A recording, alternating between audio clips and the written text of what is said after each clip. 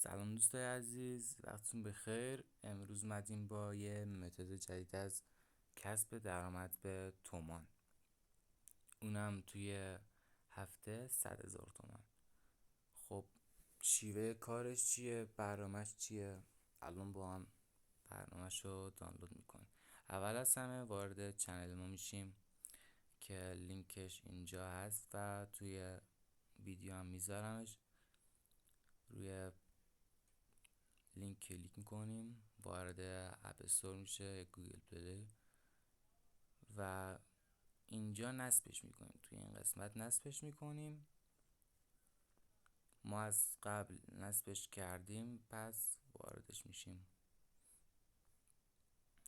متاسفانه اینترنت خرابه. وارد برنامه میشیم. یه کمی دیر بالا میاد، ولی خب به خاطر اینترنت این چیزا ما با گوگل وارد میشیم، یا میتونین ایمیل و رمزش رو اینجا بزنیم. ورود با گوگل رو بزنین راحت تره. من اینجا ما وارد برنامه میشیم، این قسمت رو میزنیم و وقتی که ورود با گوگل رو میزنید یه اکانت خودتون وارد میشین، یا میتونید چند تا اکانت جداگانه داشته باشید و یه قسمت میاد بالا به نام کد دعوت. اون کد دعوت رو توی چنل گذاشتم، لطفا اونو وارد کنید و وارد برنامه میشیم. خب اینجا از طریق گوگل وارد برنامه شدیم. اینجا در مورد پلتفرمش و قوانین چیزا حرف زده. متوجه شدم نوشته فقط دیدن ویدیو.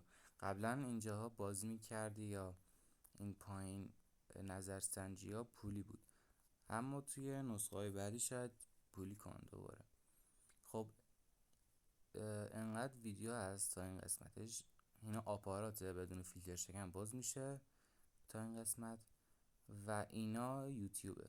باید فیلتر شکن وصل باشه برای یوتیوب، یعنی 42 دقیقه 2000 تومن، 2800 تومن پول بهت میده. یعنی شما فقط بیا بزن روی فیلم اینجوری و بذار خودش فیلم تا آخر بره. این قسمت باید برسه به آخر. من اینجا نمیذارم فیلم بقیهش چیز شه، چون که کپی رایت میخوریم. و 57 دقیقه است. این 57 دقیقه باید تموم بشه، برسه به آخر و پول خود به خود واریز میشه به حسابتون. بعد قسمت برداشتش ببخشید چجوریه. میایم این قسمت، اینجا نوشته باقی مورد نیاز 100 سکه، 100,000 سکه، و ما اینجا میتونیم پاداش روزانه است مثلا میزنیم روش، بیاد بالا. 80 سکه داد گرفتن سکه ها. بعد اینجا مشخص میشه 1% اضافه شد، 99,920 سکه مونده.